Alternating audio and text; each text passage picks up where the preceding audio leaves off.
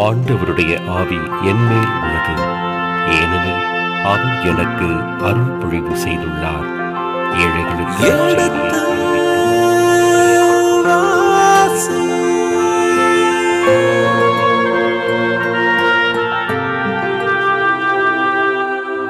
எடுத்து வாசி.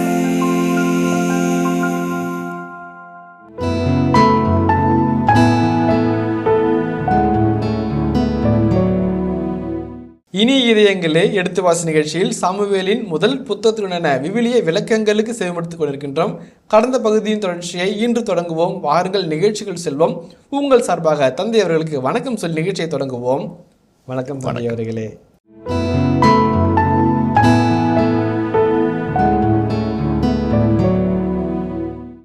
இவனே இவ்வளோ அறிவாளின்னா இவனை தவிர்த்து இவனை உயர்த்தி ஆண்டவருடால் செயல்படுகிற தாவீது எவ்வளோ அறிவாளி இருப்பான். ரொம்ப அழகாக சொல்கிறாரு, அரசே நான் யார், யாருங்க நான் யார், என் தந்தை வீட்டார் யார், என்னுடைய சொந்தக்காரங்க யார், உங்கள் வீட்டில் பொண்ணு எடுக்கிறதுக்கு தகுதியா, ரொம்ப நாசுக்காக இருக்கிறார், ரொம்ப நாசுக்காக வேணாங்கிறார். ரொம்ப அழகான வார்த்தை, 2 அற்புதமான குண அதிசயங்களை மீண்டும் ஆசிரியர் வலியுறுத்தி சொல்லி ஆசைப்படுகிறாரு. நம்ம அந்த வசனத்தை இன்னொரு தடவை வாசிப்போமே, 18ஆம் வசனத்தை.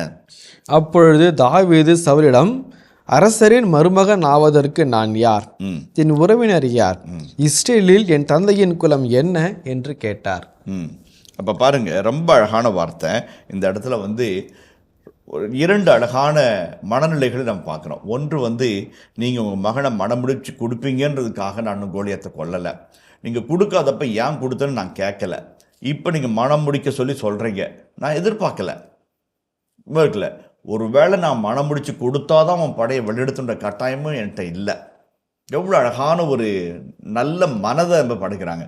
தம்பி ஒரு தடவை சொல்லிட்டு சொல்கிறேன், ஒருத்தரை பற்றி நாங்கள் பேசிகிட்டு இருக்கல, எல்லாருக்கும் நல்ல மனசு இருக்குன்னா அவர் நல்ல மனசே மனுஷராகிறாருண்ணா அப்படின்னு தம்பியை ஒரு தடவை சொன்னார். ரொம்ப அழகான வார்த்தை. ஒரு சிலருக்கு நல்ல மனசு இருக்கும், ஒரு சிலர் நல்ல மனசே மனிதராக இருப்பாங்க.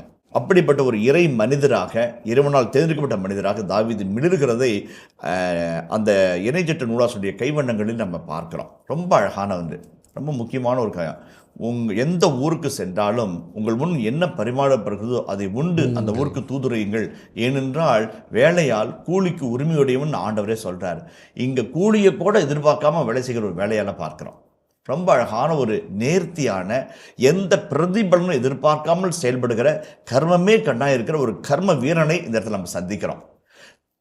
மகளை மனமெடுத்து கொடுக்க வேண்டும் என்ற உறுதி இருந்த போதும் அந்த உறுதியை பொருட்படுத்தாமல் போருக்கு புறப்பட்டு போனார். போரில் வென்ற பிறகு மகளை மணமளிக்கக்கூடிய ஒரு வாய்ப்பு இருந்தும் கொடுன்னு அவன் கேட்கல. இப்போ கொடுக்குறவங்க கொள்ளையும் வேணாங்கிற. அப்படி நம்முடைய கண்களில் தாவீது அப்படியே உயர்ந்து உயர்ந்து உயர்ந்து அப்படி விஸ்வரூபம் எடுத்து நிற்கிறார். இவ்வளோ அழகான ஒரு இறை மனிதராக, இறைவனால் தேர்ந்தெடுக்கப்பட்டவராக. இதுதான் டேவிடிக் அக்சஷன் நரேட்டிவ், ஒரு சிம்மாசனத்தை நோக்கிய ஒரு பயணம். இதில் எல்லாத்தையும் சிம்மாசனம் நோக்கிய பயணம் ரொம்ப அழகான, நேர்த்தியான, உயர்வான, மேன்மை மிகுந்த வழிகளில் அவர் போகிறத நம்ம அழகாக பார்க்குறோம். ஆசிரியர் நடத்திக்கிட்டு போகிறார். அக்சஷன் நரேட்டிவ் ஒவ்வொரு 2 வருஷங்களுக்கு இருக்கும் நம்முடைய தாவீது மேல் வச்சிருக்கிற பற்றும் பாசமும் உயர்ந்துக்கிட்டே போகுது. அதுதான் இணைச்சட்ட வரலாற்று நூலாசிரியருடைய அழகான ஒரு நேர்த்தியான தன்மை. அந்த செதுக்கி அப்படியே அழகாக அந்த இறை மனிதரை உருவாக்கி நம்மளால் படம்பிடித்து காட்டுகிறார். ரொம்ப அழகான ஒரு நேர்த்தியானது. இதில் 2 முக்கியமான செய்திகளை நான் சொல்ல ஆசைப்படுறேன். இப்போ இந்த இடத்துல அவர் வேணாம் அப்படின்றார். ஏன்னு சொல்கிறதுக்கு அவர் சொல்கிற ஒரு காரணம், நான் யார், என் தந்தை வீட்டார் யார், என் குலம் எது அப்படின்னு ஒரு கேள்வி கேட்குறாரு. அந்த இடத்துல அழகாக ஒரு அழகான ஒரு ஒப்பீடு அங்கே போகுது. இது பெஞ்சமின் குலம், இது யூதாவின் குலம். 2 சவுல் பிறப்பிலே ஒரு பெரிய பணக்காரர். அவருடைய தந்தை கீஸ் 3000 ஆடு, 2000 வெள்ளாடு, 1000 ஒட்டகங்கள் என்றெல்லாம் அந்த அதிகாரத்தில் பார்க்குறோம். 9ஆம் அதிகாரத்தில் பார்க்குறோம். பணக்கார ஒரு குடும்பம், பணக்கார மனிதர் முதலாவது. 2வது அவரோட அரசர். இப்போ இருக்கிற இடத்துல பணக்கார குடும்பத்தில் ஒரு அரசராக இருக்கிறார். 2வது அரசர், அரச குலத்தை சார்ந்தவர், அரச குடும்பத்தை சார்ந்தவர், நாட்டின் ஆண்டு நடத்துகிறவர். இது 2வது. 3வது சவுலுக்கு ஒரு பெரிய பின்புலம் இருந்தது. பெரிய பணக்கார அப்பா, குடும்பங்கள், நண்பர்கள். அந்த பெஞ்சமின் கோத்திரத்திலே மிகப்பெரிய மனிதராக ஒரு பெரிய பின்புலம், பெரிய குடும்ப பலம், அதே போல ஒரு பணக்கார சூழல். தாவீது அப்படியே கான்ட்ராஸ்ட் பண்றார். நானோ யார், நான் சாதாரண ஒரு ஆடு மேய்க்கும் சிறுவன், ஆட்டு மந்தைகளை பார்த்துக்கிற ஒரு மேய்ப்பன். என் அண்ணன்களே என்னை மறந்துட்டாங்க, எங்கள் அப்பா அதுலேயும் மறந்துட்டார். அப்படிப்பட்ட நான் யார்? முதலாவது. ரெண்டாவது வந்து என் தந்தை வீடு என்ன? நீங்கள் பணக்கார குடும்பங்க, ராயல் ஃபேமிலிங்க. நான் வந்து ஒதுக்குப்புறமாக இருக்கிற பெத்லகேமில் ஒரு சின்ன 7 சகோதரருக்கு இடத்துல டெய்லி அன்றாட ரொட்டிக்காகவும் அன்றாட அப்பத்துக்காகவும் பாடுபடுகிற ஒரு விவசாய குடும்பங்க நான். ரெண்டாவது. மூன்றாவது ரொம்ப அழகான ஒரு கேள்வி. அந்த கேள்வி வந்து ரொம்ப அழகான கேள்வி. என் உறவினர் யார்? என் உறவினர் யார்? எனக்குன்னு யாருங்க இருக்கா? நாங்கள் வந்து ஒரு 7 பேர், அவ்வளோதான். நான் கடைக்குட்டி, அவ்வளோதான். சொந்தம்னு சொல்லிக்கல யாரும் இல்லை, ஆண்டவர் தவிர. அதான் தாவீதுடைய அழகான ஒரு ரெட்டாரிக்கிலிருந்து ரொம்ப 3 கேள்வி கேட்குறார். நான் யார்? என் தந்தை வீடு என்ன? என் உறவினர் யார்? ஒரு டம்மி பீஸ். நான் போய் உனக்கு மருமகன் ஆகலாமா? இதைத்தான் வந்து தாவீது சவுல் மனசில் நினச்சிக்கிட்டு இருந்தார். இந்த டயலாக் இங்கேருந்து வருது. ஆசிரியருடைய அருமையான ஒரு இது வந்து இதை மனசுக்குள்ள வச்சு, டே நீலாம் யார்ரா நீ? என் பிள்ளைய மணக்கிறது நீ யோகிதை இருக்குதா? உங்கள் அப்பா வீட்டு என்ன தெரியுமா? உங்கள் சொந்தக்காரங்க யார் தெரியுமா? என் மனசில் வச்சுக்கிட்டு சொல்ல முடியாமல் என்ன பண்ணுறான்? என் மகளை கட்டிக்க, படை நடத்து, செத்து தொலை. அதான் சொல்கிறான் தாவீது. அதை அப்படியே பாசிட்டிவாக சொல்கிறார். என்ன சொல்கிறாரு? நான் யாருங்க? நான் உங்கள் வீட்டில் பொண்ணு எடுக்க முடியுமாங்க? எங்கள் சொந்தக்காரங்களாம் யாருங்க? அழகாக சொல்லி அவன் மனசை அப்படியே வெளியே வச்சு அந்த அந்த அந்த ஆன்டி கிளைமாக்ஸை உருவாக்குறாரு. வேண்டவே வேண்டாங்க. இங்கே பொண்ணை கொடுக்கலனா கூட நான் உனக்காக போராட தயாராக இருக்கிறேங்க. இப்போ வந்து சவுலை வந்து ஆசிரியர் அப்படியே அப்பட்டம் உரிச்சு காமிக்கிறாரு, தாவீது அப்படியே உயர்த்தி காமிக்கிறார். ரொம்ப அழகான ஒரு விவிலிய வர்ணனை வந்து அவ்வளோ அருமையானது. ராபர்ட் ஆல்டர் என்று ஒரு உலக புகழ்பெற்ற விவிலியலார் வந்து ஈப்ரூ நரேட்டிவ்ஸ்னு ஒரு புக் எழுதிக்கிறார். அதில் வந்து எக்ஸாம்பிள் கொடுக்கல இந்த பகுதி தான் எடுத்துக்கிறார். Climax, anticlimax, hero antihero, hero and villain. இதுக்கெல்லாம் வந்து அந்த கதை மனிதர்களை சித்தரிக்கும் விதத்தை இந்த எபிரேய நடையில் எப்படிலாம் பண்ணுறாங்கிறதுக்கு இது உதாரணமாக சொல்கிறார். அவ்வளோ அழகான ஒரு நேர்த்தியான வர்ணனை, நேர்த்தியான ஒரு சித்தரிப்பு, அருமையான சித்தரிப்பு. அதுக்குள்ளே அப்படின்னு பார்த்தோம்னாக்க மேராபை வந்து மெகோலினியனுடைய மேராபை வந்து மெகோலினியனுடைய குலத்தை சார்ந்த அதிரியலுக்கு மனம் முடிச்சு கொடுக்குறாங்க. ஓகே, இப்போ தாவீது வேணான்றாரு. நீ என்ன வேணான்னு நாள் இல்லையா பாரு, அரச கோட்டில் கொடுக்குறேன் பாருன்னு சொல்லிட்டு கொடுக்குறேன். அப்படி அதிரியலுக்கு மனம் முடித்து கொடுக்குறாங்க. 2 சாமுவேல் 21:8-9 வாசிங்களேன். ஐயாவின் மகள் இரிசபா சவுலுக்கு பெற்றெடுத்த புதல்வர்களான அர்மோனி, மெபிபோசேத்து ஆகிய இருவரையும், சவுலின் மகள் மேராபு மெகோலியாத்தினர் பர்சிலாயின் மகன் அதிரியேலுக்கு பெற்றெடுத்த புதல்வர்கள் 5 பிடித்து கிபியோனியர் கையில் அரசர் ஒப்படைத்தார். அவர்களை ஆண்டவர் முன்னிலையில் மலையில் கழுவேற்றினர். அந்த 7 பேரும் ஒன்றாக மடிந்தார்கள். இந்த மேராபு அதிரியலுக்கு பெற்றெடுத்த 5 பேரும் அந்த குடும்பம் அழிஞ்சிருச்சு. ஆசிரியர் எதை சொல்கிறாருனாக்க, அப்பாங்க சேர்த்து வைக்கிறாங்க, அம்மாங்க சேர்த்து வைக்கிறாங்க பிள்ளைங்களுக்கு ஆசீர்வாதத்தையும் சாபத்தையும் என்று மறைமுகமாக சொல்லுகிறார். உன் தந்தை செய்கிற ஜெபங்கள் உன்னை காக்கும், உன் தந்தை செய்த பாவங்கள் உன் மீது விடும். அது வந்து இன்றைக்கு நம்ம சொல்ல முடியாது. இயேசு கிறிஸ்துவில் மாற்றம் அடைகிறது. அன்றைய காலகட்டத்தில் ஐடியா ஆஃப் ரெட்ரிபியூஷன் என்று பரிகார உணர்வு என்கிற ஒரு கருத்து இருந்தது. நீ என்ன செய்கிறியோ அதனுடைய பலன் உன்னை வந்து சேரும். ஒருவேளை உன்னை தாக்கலைன்னா அது உன் பிள்ளையை தாக்கும். அது வந்து பழைய ஏற்பாட்டில் அடிக்கடி சொல்லப்படுகிற ஒரு அருமையான ஒரு கருத்து, கொஞ்சம் வன்மையான கருத்தும் கூட. சவுல் அவ்வளவு குற்றமுள்ள பொறாமை மிகுந்த ஒரு பாரபட்சம் கொண்ட ஒரு மனமாக இருந்ததுனால அவங்க பிள்ளைங்க கூட நல்லா இல்லை. அப்பா எதுவும் சேர்த்து வைக்கல கடவுள் முன்னாடி. அதான் வந்து பெரிய பாடமாக அமையுது. 5 பேர் பிள்ளைகளை பெற்றெடுக்கிறார்கள் மேராபு அதிரியல்கிட்ட. 5 பேரையும் அம்மோனியர்கள் கொள்றாங்க. அதான் வந்து அந்த காட்சியை ஆசிரியர் வந்து அப்படியே படம் பிடிச்சு காட்டுறாரு. நமக்குள்ள நினைத்து பார்க்க ஆசைப்படுகிறார். அந்த பகுதி வரும்போது நம்ம வாசிப்போம், மறுபடியும் வாசிப்போம். 20 முதல் வாசிப்போமே. அதன் பின் சவுலின் மகள் மீகால் தாவீதின் மீது காதல் கொண்டாள். இது சவுலுக்கு அறிவிக்கப்பட்ட போது அவர் மகிழ்ச்சியுற்றார். நான் அவளை அவனுக்கு கொடுப்பேன், அவளும் அவனுக்கு மனைவியாக இருப்பாள், பெலிஸ்தியரும் அவனுக்கு எதிராக எழுவர் என்று சவுல் நினைத்து தாவீதை நோக்கி, இப்பொழுது என் 2ஆம் மகள் மூலம் நீ என் மருமகன் ஆவாய் என்று கூறினார். இப்போ வந்து அட்டம்ப்ட் 1, அட்டம்ப்ட் 2, அட்டம்ப்ட் 3 அட்டம்ப்ட் போயிட்டே இருக்குது. சரிங்களா? அதாவது முதல்ல ஈட்டி எடுத்து ஒரு attempt, second attempt, third attempt அரச குலத்தில் மீக்கி படையில் நடுநிறுத்த போகிறது. 3ஆவது வந்து மகளை கொடுத்து பிரிசர் கையில் சாக வச்சிடலாம் அப்படின்னு நினச்சது. அது இப்போ அட்டம்ப்ட் 1, 2, 3, 4 போச்சு. இப்போ அடுத்த அட்டம்ப்ட் என்ன அட்டம்ப்ட்டு? இந்த அட்டம்ப்ட் வந்து சவுல் எதிர்பார்க்காத நிலையில் வருது. என்ன, மிக்கால் என்கின்ற அவருடைய இளைய மகள் தாவீதின் மீது மிகுந்த மையல் கொள்கிறாள், காதல் கொள்கிறாள். இது அரசன் சொன்ன உடனே அவன் வேணாட்டான்ல, அவன்கிட்ட போய் என்ன வேலை அவனுக்கு சொல்லணும், சொல்லலை, மகிழ்ச்சி அடைகிறார். பொறாம பாரு எப்படி இடிமடுனா மாறுது. அதே மாதிரி எந்த சூழலையும் தனக்கு நடத்த என்ன இடர அந்த ஒரு ஆப்பர்ச்சுனிஸ்டாக நம்மளை மாற்றும். தன் மகள் தாவீது மேற்கொண்டிருந்த அன்பு ஒருவேளை யோனத்தான் தாவீது மேற்கொண்ட அன்பை போல ஒரு பரிசுத்தமான நட்புணர்வாகவும் இது காதலாக இருக்கலாம். ரொம்ப அன்பானவர்கள அதை ஆசீர்வதிச்சு சின்ன சிறுசுங்க குறுத்துங்க பொழைக்கிட்டுன்னு விடணும். அதுதான் பெருந்தன்மை. என்ன நினைக்கிறாரு, இதை வச்சு நம்ம ஏதாவது செய்ய முடியுமா, நம்ம என்ன ஈடேறுமா, அதுதான் வியாபாரத்தனம். ஒரு ஆசிரியர் வந்து சொல்லும்போது பேசிகிட்டு இருக்கும்போது சொன்னார், அந்த காலத்தில் இங்கே வாழ்க்கையில் வியாபாரம் இருக்கும் சாமி, இந்த காலத்தில் வாழ்க்கையே வியாபாரமாச்சிங்க அப்படின்னார். அவர் சொல்லும்போது அவர் அந்த குரலில் வந்த சோகம் வந்து என்னை அப்படியே ரொம்ப தடுமாற வச்சிச்சு. இன்றைக்கு வாழ்க்கையே வியாபாரம், வாழ்க்கையே வியாபாரங்க. ஒரு குட் மார்னிங்கே பாலிடிக்ஸாக மாற்றுறோம், ஒரு குட் மார்னிங்கே பாலிடிக்ஸாக மாற்றுறோம். பிடிச்சவங்களாம் தான் வாயார சொல்கிறது, பிடிக்கலாம் தான் கண்டு காணாமல் போகிறது. ஒரு குட் மார்னிங்கே உறவின் பாலிட்டிக்ஸாக மாற்றுற ஒரு வியாபார வாழ்க்கைக்குள்ளே வந்துட்டோம், வாழ்க்கைக்கு வந்துட்டோம். ஒரு மசற்றத்தனம், ஒரு மனித நேயம், ஒரு பகிர்ந்து கொள்ளும் தன்மை, ஒரு தாங்கி இருக்கிற தியாக மனம், இதெல்லாம் போய் இதில் லாபம் கிடைக்குமா, அதில் லாபம் கிடைக்குமா, இதனால் இந்த ஆதாயம் கிடைக்குமா, அதனால் அந்த ஆதாயம் கிடைக்குமா, இவனுக்கு மடக்கி வைக்கிறதுனால நம்மளுக்கு ஏதாவது ஆகுமா அப்படிங்கிற ஒரு வியாபாரம் நாட்டுக்குள்ளே வந்ததுனால வாழ்க்கையே வந்து வியாபாரம் மாறுகின்ற ஒரு அவலத்துக்குள்ளாக மாறுகிறோம். இந்த இடத்துல வந்து வியாபாரத்தை தவிர்த்து வாழ்வாய் பார்க்கிற தாவீதும் வாழ்வையே வியாபாரமாக நினைக்க துடிக்கிற சவுலும் நமக்கு பாடம் சொல்கிற அற்புதமான பகுதியை நம்ம கடந்து போகிறோம். நம்ம வாசிப்போம். அதில் வந்து சொல்கிறாரு, மகிழ்ச்சியுற்றார், நான் அவளை அவனுக்கு கொடுப்பேன். பைபிளில் வந்து எப்பயுமே வந்து மோனோலாக், டயலாக், அவ்வளோதான். ட்ரைலாக் இருக்கவே இருக்காது. 3 பேர் பேசுகிற மாதிரி பைபிளில் எங்கேயுமே உரையாடல் இருக்காது. அது எபிரேய நட. ஏன்னாக்க கிரேக்க கலாச்சாரத்தில் மேடையில் எப்பயுமே 2 பேர் மட்டும்தான் பேசுவாங்க, 3ஆவது பேசவே மாட்டாங்க. 2 பேருக்கு நடுவில் தான் உரையாடல். 3 பேர் 100 பேர் இருந்தால் கூட, பிலாத்து, பதுசெயர், சதுசெயர், இயேசு, மக்கள் கூட்டம், அத்தனை பேர் இருந்தாலும் 2 பேர் தான் மட்டும் தான் பேசுவாங்க. டயலாக் தான் இருக்குது பைபிளில். அது வந்து அதான் வந்து அன்றைய காலகட்டத்தினுடைய ரெட்டாரிக்கல் ஸ்ட்ராட்டஜி. விவிலியத்தில் மோனோலாகு, டயலாகு. சில சமயத்தில் தனக்குத்தானே பேசிக்கிறதே சொலிலோக்கி அப்படிம்பாங்க, தன்னுரையாடல் அப்படிம்பாங்க. யார் செய்கிறாரு? சவுல் செய்கிறாரு. நான் அவளை அவனுக்கு கொடுப்பேன், அவளும் அவனுக்கு மனைவியாக இருப்பாள். இது நல்ல எண்ணம். அடுத்து என்ன சொல்றாரு? பெலிஸ்தியரும் அவனுக்கு எதிராக எழுவர்.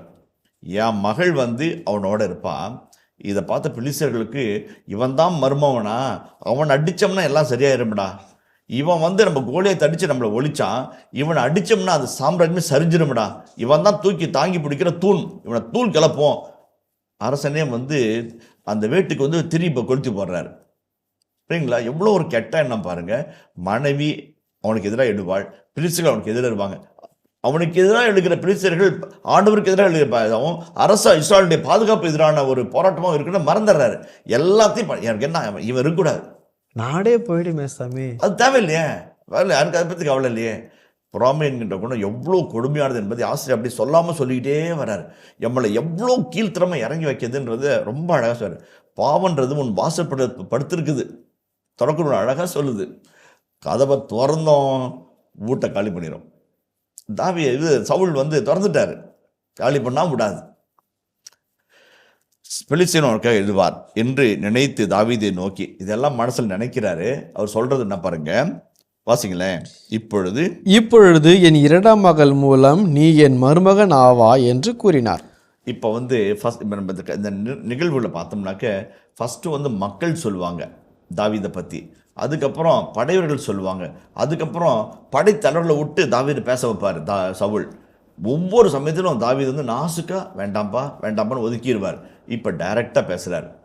இப்பொழுது என் 2ஆம் மகள் மூலம் நீ மருமகள் ஆவாய். முதல் மகள் நீ ஆகலடா, அது என்றையும் சொல்றாரு, ஆக மாட்டேன்ட்ட. இப்போ வந்து அவளே உன் மேலே பாசமாக இருக்கிறா, நான் ஒன்றும் பண்ணல, நீ ஏற்றுக்கோ, பார்கெயின். அப்போ வந்து தாவீது என்ன சொல்கிறாரு? சவுல் தம் பணியாளர்களிடம் தாவீதோடு ரகசியமாய் பேசி, இதோ அரசர் உன் மீது விருப்பம் கொண்டுள்ளார், அவருடைய அலுவலர்கள் எல்லோரும் உன் மீது அன்பு கொண்டுள்ளார்கள், அதனால் நீர் இப்பொழுது அரசருக்கு மருமகனாயிரும் என்று சொல்லுங்கள் என்றார். அதான் தான் சொன்னது பத்தாதுன்னு அவனுக்குமே நம்பிக்கை இல்லை. நம்ம சொன்னால் நம்புவானோன்னு தெரில, இப்படியெல்லாம் பண்ணி வச்சுக்கிறோம். சரி, இதுக்கு அவன்கிட்ட சொல்லி வைப்போம். டேய், நீங்களாம் போய் சொல்லுங்கடா, நான் நல்லவன்னு சொல்லுங்கடா, நான் வந்து ஒன்றும் இல்லை, அரசு மேலாம் அனுபவிச்சுக்கிறாரு, அன்பு வந்து சொல்லி தெரியுதுங்களா? சொல்லி தெரியுங்களா? ஒரு சின்ன பரிசு நம்ம மேலே பட்டாவே இது பாசமாக, இது வந்து பகைமையான்னு தெரிஞ்சிருங்க. இந்த கத்தி வந்து காய் நறுக்கிறதா அல்லது வந்து கழுத்த இருக்கிறதா நம்மளுக்கு கிளியராக தெரிஞ்சிடும் ஒத்த வார்த்தையில். போய் சொல்கிறான் படைகள்கிட்ட, போய் சொல்லு அரசன் மீது அன்பு கொண்டிருக்கிறார், அரசு அலுவலர்கள் எல்லாரும் உன் மேலே அன்பு கொண்டிருக்கிறாங்க, நீ மறுமனா மட்டும் இரு, நீ இருப்பா, மறுமணம் இருக்குது, உனக்கு தகுதி இருக்குதுப்பா, அவங்க எல்லாம் பாசமாக இருக்கிறாங்கப்பா, நீ மட்டும் ஏன் பாசமாக இருக்க மாட்டேங்கிற, உனக்கு தகுதி இருக்குதுப்பா, சொல்லு. பெர்சுவேஷன். அடுத்தது பாருங்களேன். சவுலின் பணியாளர்கள் அந்த வார்த்தைகளை தாவீதின் காதுகளில் ஓதினர். பாருங்க, ஆசிரியர் ரொம்ப அழகாக வார்த்தையை பயன்படுத்துறாரு. அந்த வார்த்தைகளை சவுலின் காதில் ஓதினர். சொன்னார்கள் சொல்லிருக்கலாம், இல்ல ஓதினர். என்ன ஓதுனாக்க சொல்லிட்டே அதான் அது ஓதினர் வார்த்தை பாருங்க, அப்படி பொறுக்கி பயன்படுத்துற ஆசிரியர். அது அவருடைய ஆசிரியருக்கு இணையா வந்து இந்த சவுல் தாவீது, அப்புறம் பின்னாடி வந்து 2 சாமுவேல் 11 அதிகாரத்துல ஆசிரியர் வந்து அப்படியே அவருடைய கைவன் அப்படி மிளிரும் அற்புதமான வசனங்கள் வார்த்தைகளை பயன்படுத்த தாவீதுகிட்ட போய் சொன்னாங்கன்னு சொல்லலாம். அதெல்லாம் சொல்ல தாவீது காதில் ஓதினர். அந்த எரேமியா வாக்கு பற்றி கேட்டுங்களேன். எரேமியா 2 அதிகாரம் 1 வசனம் கேட்டுங்களேன். எரேமியா 2:1 ஆண்டவரின் வாக்கு எனக்கு அருளப்பட்டது, நீ சென்று எருசலேம் நகரின் அனைவரும் கேட்கும் முறையில் இவ்வாறு பறைசாற்று. அதான் இங்கிலீஷ் என்னங்களா, go and cry into the ears of Jerusalem. இங்கிலீஷில் அதான் அது தமிழில் மொழிபெயர்த்து செஞ்சுருக்காங்க. என்னன்னாக்க காதை இப்படி இழுத்து பிடிச்சி வாயங்க வச்சு சத்தமாக பேசுறது, கேட்காம இருக்க முடியுமா? அதான் கடவுள் சொல்கிறார், நான் சொல்கிறேன் அந்த பசங்க கேட்க மாட்டேங்கிறாங்களா, நீ என்ன பண்ணு எரேமியா, அவன் காதுக்குள்ளே போய் கத்து, அவன் கேட்கணும், கேட்காம இருக்கக்கூடாது. அட cry into the ears of Jerusalem அப்படின்னு அழகாக சொல்கிறார். அதுதாங்க அவங்க காதில் ஓதினர். அப்படியே நயமாக பேச வேண்டியது நயமாக பேசி, மிரட்டி பேசணும் மிரட்டி பேசி, அதை நயவஞ்சமாக பேசணும் நயவஞ்சமாக பேசி, ஏதாவது பெர்சுவேட் பண்ணு போன்னு சொல்லி அனுப்பிச்சார். அவன் காதில் ஓதினர். அப்போ பாருங்களேன், அப்பொழுது தாவீது, அரசருக்கு மருமகன் ஆவது உங்களுக்கு அவ்வளவு எளிதானதாய் தோன்றுகிறதா? நான் எளியவனும் தாழ்ந்தவனுமாய் உள்ளேன் என்றோ என்றார். ரொம்ப அழகான வார்த்தைங்க, ரொம்ப அழகான வார்த்தை. வந்து ஒரு டூப்ளிசிட்டிக்கு முன்னாடி ஒரு ஒரிஜினாலிட்டி வந்து நிற்கிது. எது கோல்டு எது வந்து கவரிங்னு அப்படி அழகாக காமிக்கிறாங்க. அரசன் சொன்னால் பணியாளர்லாம் வந்து சொல்கிறாங்க, அதெல்லாம் duplicate. Gold gilt, covering chain, இங்கே ஒரு கோல்டு நிற்கிது பாருங்கள், அவ்வளோ அழகாக நிற்கிது. எல்லாம் சொல்கிறாரு, ஏயா இவ்வளோ சொல்கிறீங்களே, நீங்கள் சொல்ல வாஸ்தவம் தான், அவன் சொன்னான்னு வந்து சொல்கிறீங்க, வாஸ்தவம் தான். அவருக்கு மர்மனாக்கிறது அவ்வளோ எளிதான காரியமா? எவ்வளோ கடமை இருக்குது, எவ்வளோ உரிமை இருக்குதுன்னு நீங்கள் சொல்கிறீங்க, ஆனால் எவ்வளோ கடமை இருக்குது, அதில் எவ்வளோ உள்ளர்த்தம் இருக்குது உங்களுக்கு புரியாமல் சொல்கிறீங்களேயா? சொல்லிட்டு இன்னொரு அழகாக ஒரு வார்த்தை சொல்கிறாரு, நான் எளியவனும் தாழ்ந்தவனுமாய் உள்ளேன் அல்லவா. எளியவனும் தாழ்ந்தவனுமா, ரொம்ப அழகான வார்த்தை. எளிய மனதோர் பேர் பெற்றோர் விண்ணரசு அவர்களது. அந்த கனிவுடையோர் பேர் பெற்றோர், மீக்குன்னு ஒரு வார்த்தை இருக்குது, அதாவது தாழ்ந்தன்னு ஒரு வார்த்தை சொல்கிறாரு. மீக் blessed are those who are meek. ரொம்ப அழகான வார்த்தை. எளியவனும் தாழ்ந்தவனுமாய் நான் உள்ளேன், ரொம்ப அழகாக சொல்கிறார். அது வந்து உள்ளேன்னு ஸ்டேட்மெண்ட்டாக கூட சொல்லாமல் ரெட்டாரிக்காக சொல்கிறார். உனக்கு தெரியாதா, நான் எவ்வளோ எளிமையாக இருக்கேன், எவ்வளோ தாழ்மையாக இருக்கிறேன், என்னால் ஆகாதுப்பா, முடியாதுப்பா, இதில் பெரிய ரிஸ்க் இருக்குது, பிரச்சனை நிறையா இருக்குது, நிறைய உள்ளர்த்தம் இருக்குது, உனக்கு விஷயம் தெரியும். அவன் சொன்னார்னு சொல்கிறீங்க, அரசனுக்கு வந்து மருமனாக இருக்குது அவ்வளோ எளிதான காரியமா? இவரை புரிய வைக்கவாங்க, இவர் அவரை புரிய வச்சு சேர்த்தாங்க. அதுதான் தாவீதுடைய அழகான ஒரு அருமையான ஒரு இது. இதில் வந்து 3 சின்ன கருத்துக்களை சொல்கிறோம். இது அவ்வளோ ஈஸியாக விட்டு போக முடியாது, அவ்வளோ அழகான செய்தி. இது என்னன்னாக்க, எளியவனும் தாழ்மையும் உள்ளவனாக இருக்கிறேன். ரொம்ப அருமையான வார்த்தைங்க, ரொம்ப அருமையான வார்த்தை. அப்படியே அந்த மனசு அப்படியே கண்ணாடியே காட்டுற வார்த்தைங்க. இந்த வார்த்தை எதுக்குன்னா, எளியவனும் தாழ்மையாக இருக்கிறேன். யார் முன்னாடி? சவுல் முன்னாடியா? சவுலை தூக்கி போட்டு மிதிச்சிடுவார். கோலியாத்தே ஒத்தக்கல்ல தட்டி தூக்கினவர். இவர் என்ன பெருசா? ஊரை பிடிக்குது, படம் நம்ம அவனை நேசிக்கிறாங்க, படைத்தலைவரோட நேசிக்கிறாங்க, அரசு அலுவலர் நேசிக்கிறாங்க, ஊரே அவன் பக்கம் நிற்கிது. ஒத்த வார்த்தை சொன்னால் தூக்கி எதிர்த்து போயிட்டே இருப்பார் போல. எளியவனும் தாழ்மையுமாய் ஆண்டவனுமாக இருக்கிறேன். அதுதான் ரொம்ப அழகான கருத்து. சாமி கொடுத்தாருன்னா வாங்கிக்கிறேங்க, இவர் கொடுத்து நான் வாங்கணும்னு அவசியம் இல்லைங்க. எனக்கு உரிமை இருந்துச்சு, அப்பயே நான் கேட்கல. இப்போ அவர் கொடுக்கணும் நான் வாங்கணும்னு அவசியம் இல்லை. எவ்வளோ ஒரு நல்ல மனசு பாருங்கள், எவ்வளோ அருமையான ஒரு தீர்க்கமான ஒரு தலைமைத்துவ பண்பு இருக்குது. அதான் ரொம்ப நேசிக்கக்கூடிய ஒரு நல்ல அழகான பண்பு.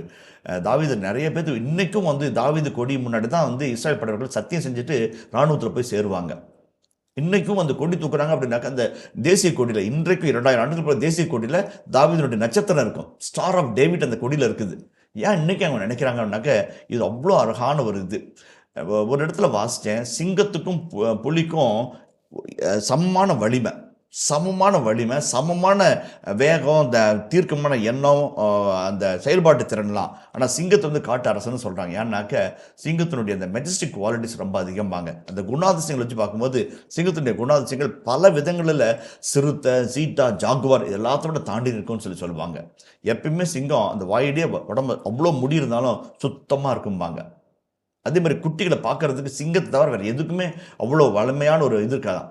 சிங்க குட்டிகள் பட்டினி கிடக்கும், ஆண்டவர் தேடுவதற்கு நன்மை தருவது. சிங்கக்குட்டியை வந்து பைபிளில் பரவுது. யூதாவின் சிங்கம்னு சொல்லிட்டு தாவீதை பற்றி சொல்லுவாங்க இல்லைங்களா. அந்த சிங்கத்துக்கு அவ்வளோ ஒரு மேன்மையான குணம். இது சிங்கம், சிங்கிளாக இருந்தாலும் சிங்கம் தான் அது. இவ்வளோ அழகாக சொல்கிற பாருங்க, நான் எளியவனும் தாழ்மையாக இருக்கிறேன். அவங்க வந்து பசப்பு மொழியை சொல்கிறாங்க, அரசு சொன்னதை வந்து காதில் ஓதுறாங்க. இவன் உண்மையின் மனிதராக இருக்கிறார். உண்மையின் அவங்க வந்து கைக்கூலிகள், ஏஜென்ட்டு, காசு வாங்கிட்டு பேசுகிறவங்க, கூலிக்கு மாரடிக்கிறவங்க. இவங்க ஆண்டவருக்காக உழைக்கிறவர். ஏன்னா அழகாக சொல்கிறார், நான் எளியவனும் தாழ்மையாக இருக்கிறேன். ஆண்டவர் முன்னாடி அவர் உயர்த்திட்டோம். நீங்கள் கொடுக்குற பரிசுக்காக நான் காத்துக்கணும் அவசியம் கிடையாது. அதான் ரொம்ப அழகான வார்த்தை. எளிமையும் தாழ்மையுமா உள்ளவன் அன்றோ, அது ஒரு வார்த்தை.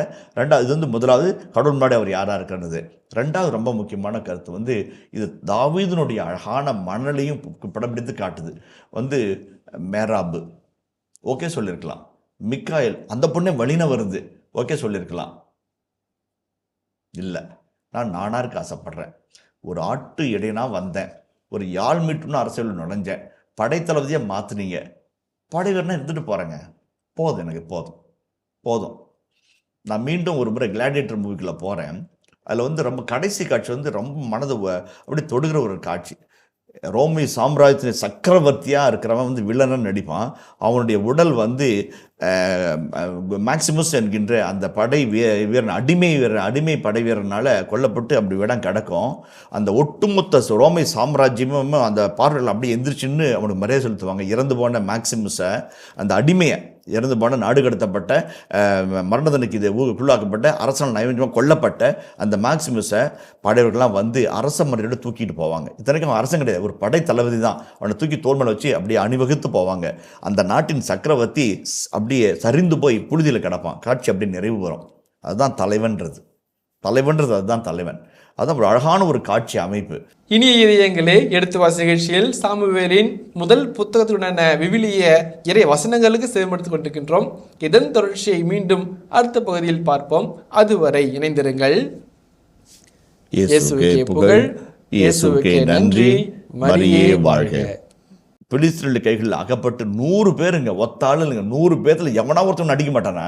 100 பேர்த்தையும் அடிச்சிருவானா நினைக்கிறார். எங்க வருவான், வரமாட்டான்னு நினைச்சார், உறுதியாக நம்பினார். அதனால உறுதியாக சொன்னார், என் மகளை கொடுக்குறேன். நீ என்ன நினைச்சாரு? நீ யார்ரா, உங்க அப்பா யார்ரா, நீங்க குலம் என்னடா, உன் உறவினர் யார்ரா அப்படின்னு கேட்க நினைத்தவர், மறுமணா வாடா, வந்துடுவே பார்க்கலாம்டா இப்படி அந்த கேள்வி வருதா இல்லைங்களா?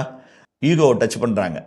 நீ prove your self, are you not a man, prove your self, அதான் கேள்வி.